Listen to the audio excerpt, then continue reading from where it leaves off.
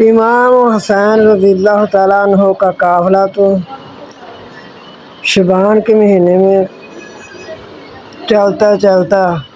شعبان سے ان کا قافلہ روانہ آیا مدینہ منورہ سے، پھر مکہ مکرمہ سے چلتے پھر 2 محرم کو یہاں پہنچے کربلا میں۔ 2 محرم کو آپ نے اپنے ادھر خیمے نصب کی،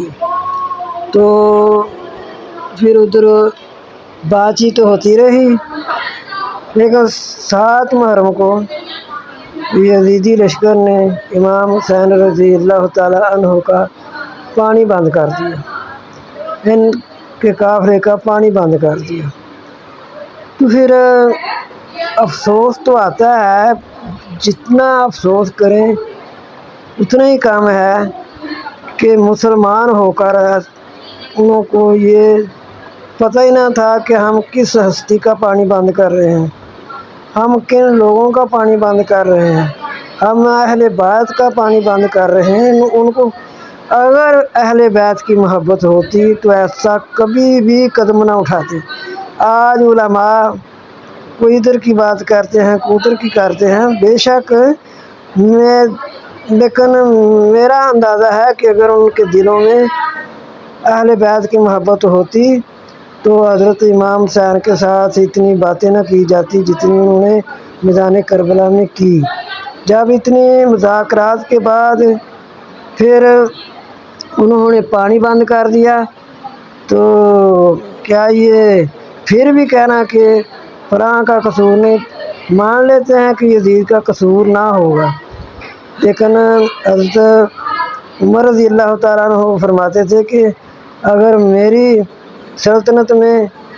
کوئی بھوکا جانور بھی مر جائے تو میں اس کا ذمہ دار ہوں۔ تو اگر یزید سے بھی اتنی سلطنت نہیں سنبھالی جا رہی تھی تو پھر اتنا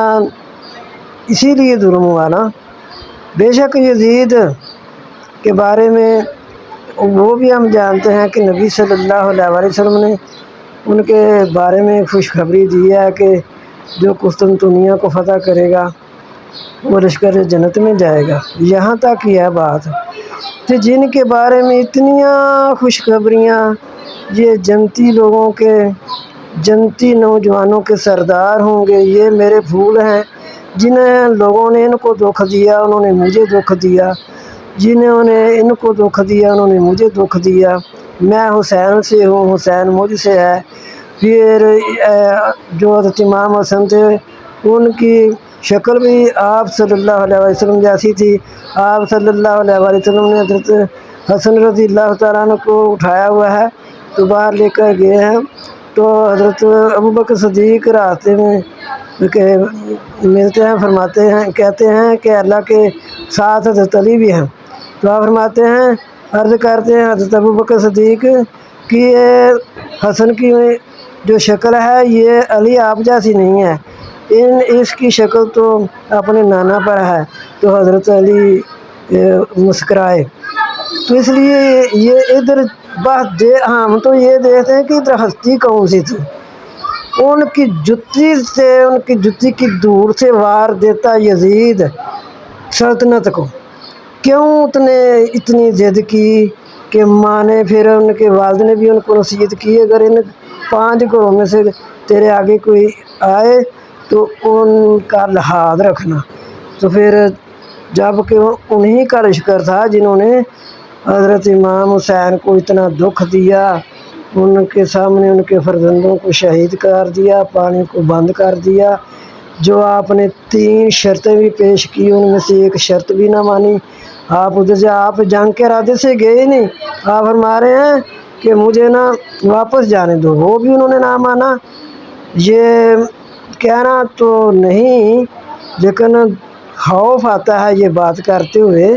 کہ انہوں کو کس طرح ان کی جرأت ہوئی کہ وہ کہہ رہے ہیں کہ ہم نے آپ کو واپس بھی جانے نہیں دینا۔ پھر انہوں نے آپ رضی اللہ تعالیٰ عنہ نے پھر فرمایا کہ مجھے کسی اسلامی محاذ پر جانے دو، میں وہاں جنگ کر کے شہید ہو جاؤں، ادھر بھی انہوں نے نہ جانے دیا۔ پھر مان لیتے ہیں کہ آپ نے فرمایا اگر آپ نے بیعت کرنی تھی تو آپ نے اتنا 6 ماہ کا سفر کیوں کیا؟ شبان سے نکلے ہیں قافلہ، چلتا چلتا چلتا چلتا ادھر آ گیا ہے، آپ پھر ادھر ہی بیعت کر لیتے۔ چلو مان لیتے ہیں آخر علماء بھی اتنے، جہاں تک علماء حق کا اتنا علم ہے اتنا ہمارا تو نہیں، لیکن دل یہ بات کہتا ہے کہ اگر انہوں نے ان کی بیعت کرنی تھی یزید کی تو پھر اتنا کیوں ایسا اتنا قدم اٹھایا، اتنا سفر کیوں کیا، جب کہ میدان میں آ کر کہہ رہے ہیں کہ مجھے جانے دو،